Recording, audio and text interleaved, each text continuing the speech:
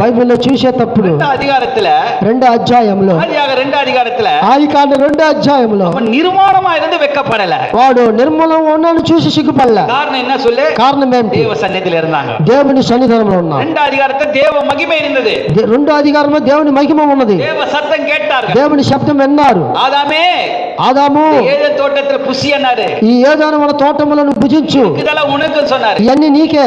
ஆனா தேவ సన్నిధిలో இருந்ததனால, అయితే దేవుని సన్నిధానంలో ఉన్నదాన్ని బట్టి, నిర్మలமா இருந்தாலும் அந்த సత్తத்துக்கு వెக்கப்படாம இருந்தார். ఆ నిర్మలంగా ఉన్నదాన్ని బట్టి ఆదాము ఆ శబ్దానికి సిగ్గుపడిపోయాడు. 3వ అధికారத்துல வரும்போதே பிரச்சனை வந்ததுயா. 3వ అధికారంలో వచ్చేటప్పుడు ప్రశ్న వచ్చింది. దేవుని విட்டு దూరமானார்கள். దేవుని విడిచి దూరం అయ్యారు. தேவ సన్నిధి, దేవుని సన్నిధానం. அது நல்ல பாருங்க, எனக்கு பிடிச்ச வசனங்க அது. ఇది నాకు పట్టిన వాక్యము.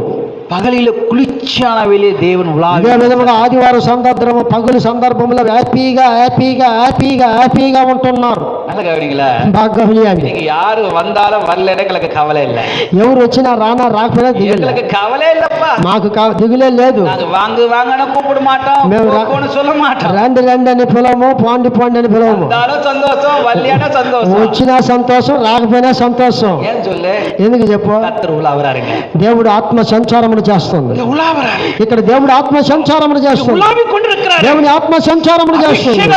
అభిషేకముతో దేవుని ఆత్మను ఇక్కడ 24 పెద్దల మధ్య ఒక్కొక్కరి యొక్క సందర్భంలో దేవుడు ఆత్మ సంచారమును చేస్తుంది. ఆ శబ్దమును వినగలుగుతున్నది. ఆ శబ్దమును వినగలుగుతుంది. ఈ శబ్దము వినిపించినప్పుడు మనకు సంతోషం, విన్న వారికి సంతోషం. నీ వెక్కపడ మాట, నువ్వు సిగ్గుపడవు. ఇల్లు నీ వెక్కపడువే, లేకపోతే నువ్వు సిగ్గుపడతావు. భయం వస్తుంది. ఎలా? భయం ఏదకండా భయం, ఏది చూసినా భయం. నాలుగు అమావాసన ఇదికే భయం. రేపు అమావాస అయితే ఇవాళ భయం. అప్పుడు కాలు వలిచిన இருக்கும், అప్పుడు కాలు లాగుతా ఉంటది.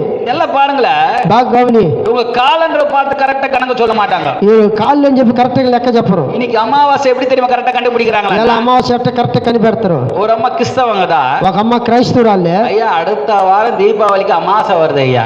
అయ్యా వచ్చే వారం దీపావళికి అమావాస వస్తుంది. நான் சொல்றேன், అమ్మ దీపావళి தான் வரும், எப்படி అమావాస வருது உனக்கு எப்படிமா தெரியும்னா?